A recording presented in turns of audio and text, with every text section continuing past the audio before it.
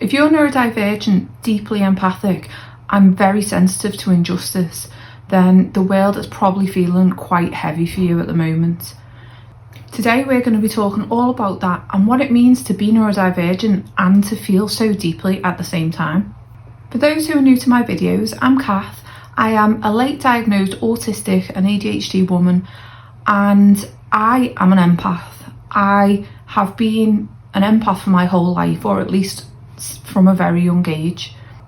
The world feels pretty heavy at the moment, and if I'm being honest, it's always felt heavy. For people who are deeply empathic, we can always feel the things that other people don't even notice. And at the moment, it's kind of like the world feels crazy to me. It really does. I have been noticing that more and more people are starting to awaken to different things going on in the world. But when you are so deeply empathic, as many neurodivergent people are, we've been feeling this for a long time anyway. We've been feeling it for our whole lives. So I thought it was a really important topic to discuss, because I want you to know that you're not on your own. If you're feeling like this too, you're not on your own. Let's just talk for a moment about sensitivity to injustice, which is a known trait for autism and ADHD. I've always been sensitive to injustice, and I can never understand when a situation happens where someone is causing so much mistreatment of others or hatred towards others, and they get away with it. I can never understand that. I can never understand. This is also why I'm vegan, and this is no judgment for anyone who isn't vegan. For me, my very first empathic experience was in regard for the life of animals. So that's why I'm vegan now, after over 30 years of being vegetarian. But at the moment, the world just feels so heavy and so crazy. And when you are neurodivergent and you react passionately to something, even if you're talking passionately about something that you really care about, a cause that you really care about, quite often we get judged for it. We get judged for being... There's so many times where people have thought I'm being aggressive when I'm not. I'm not trying to be aggressive to them. I'm just talking passionately about something that I care about, and I am not being aggressive like in any way. I've got no intention of being aggressive to them, but they think I'm coming across as aggressive, and that's not true. That's just me being passionate in general.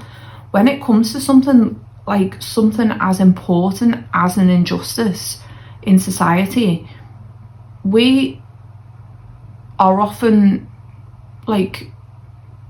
because we have trouble regulating our emotions, we often get extremely passionate and maybe we're feeling extremely angry or extremely sad about something, and it is sometimes hard to regulate how that comes out. After years and years of work on myself, I am much more able to manage my reactions to things, but it doesn't change that internal feeling about the situation. So let's say, for example, something happens that seems completely unfair to someone else, or like a group of people, or a situation, or to animals, like an injustice is going on. That feeling,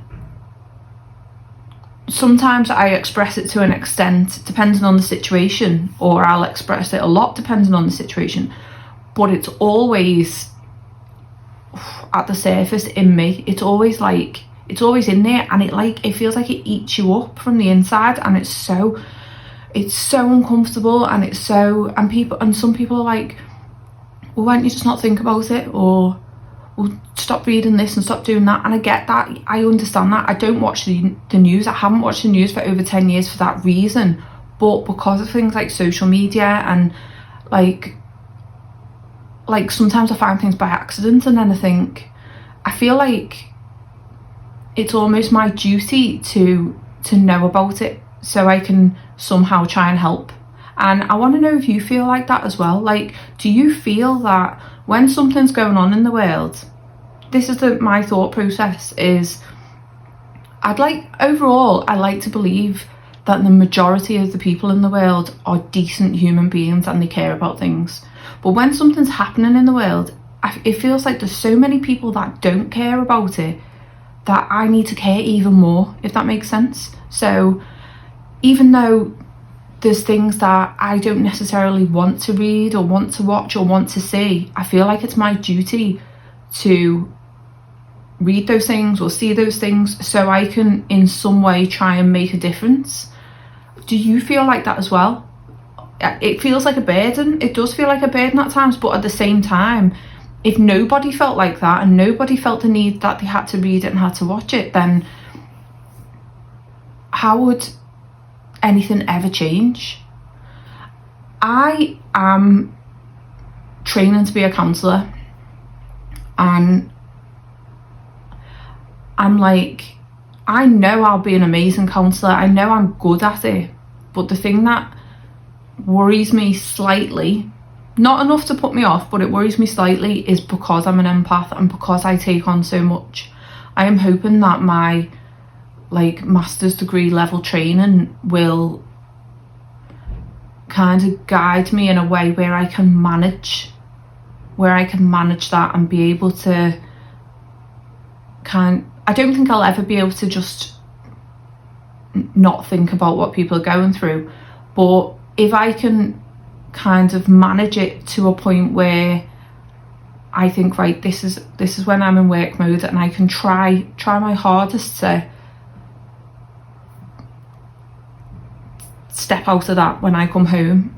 That's what I'm hoping for. Maybe I'm being naive thinking that, I don't know, but at the same time, I think, in my opinion, I think we're all put on the earth for something in particular, and mine is to help. My reason is to help, and I've just always had like a knowing of that since I was young. Like, I'm here to help people and to help animals, and that's kind of like, it's almost like that's the thing I'm the best at. So even if it's going to have some negative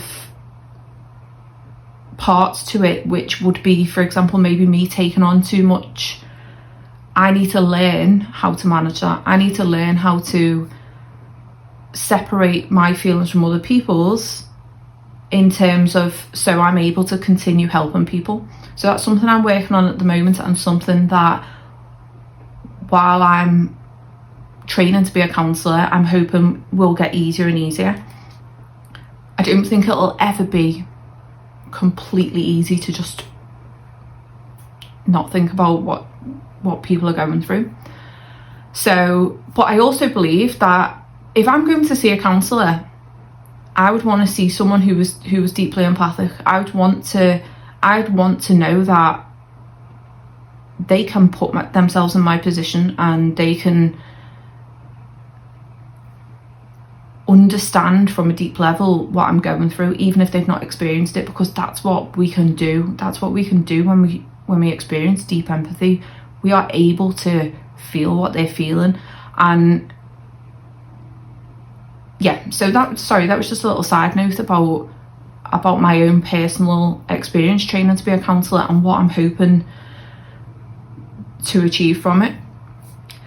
But going back to the way we are experienced as neurodivergent people, the way that sometimes we can be extremely passionate about something because we care so much, and because we don't want someone to be hurt, or we don't want someone to mistreat other people or other animals and things like that.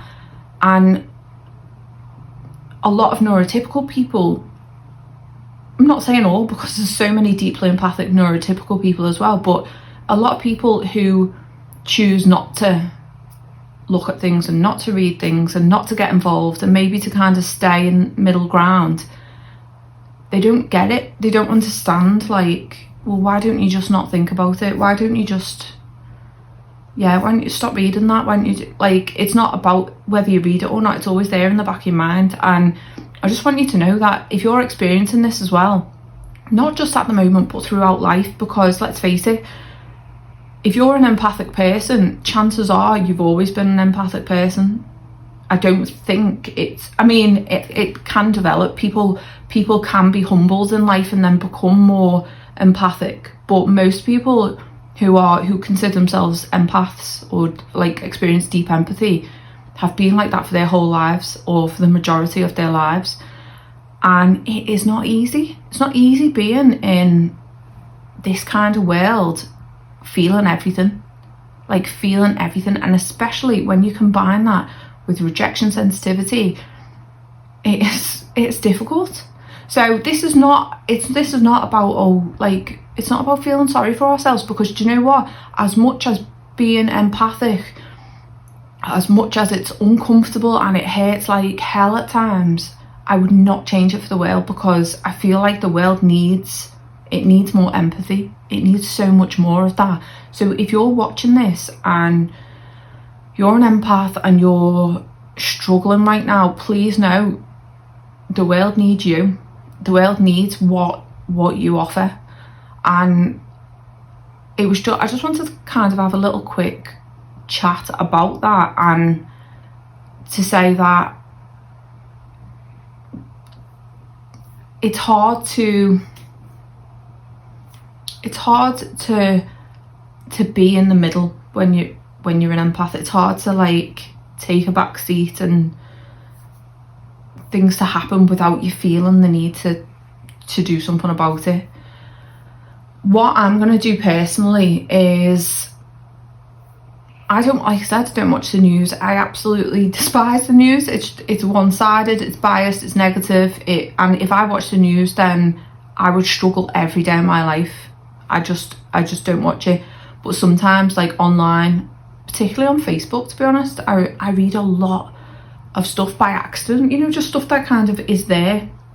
I'm gonna potentially try and give myself a break from Facebook. I'm just like, that's the most negative one for me, to be honest. I've only got Facebook, Instagram and YouTube, and I think Instagram is mainly pictures, so it's just a little bit easier to just scroll past and things like that. Well, Facebook, things just come up, and it's just, I don't know, it just feels like it brews, for me personally, it feels like it brews up a lot of negative feelings that I don't want. And I can't, as much as I want to just delete it like that, I've got so many pictures on there. I'm in groups that are really helpful and that I use quite often, so I don't necessarily want to just delete it like that, although I do think I'm heading towards that way.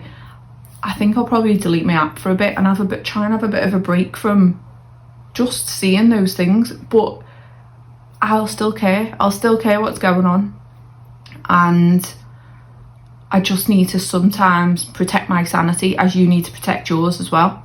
So I just wanted to say, you're not alone. You are not alone, and thank you for caring for the world, and thank you for caring for those who sometimes other people don't care about, or thank you for caring about people who need it the most. And yeah, you're not alone.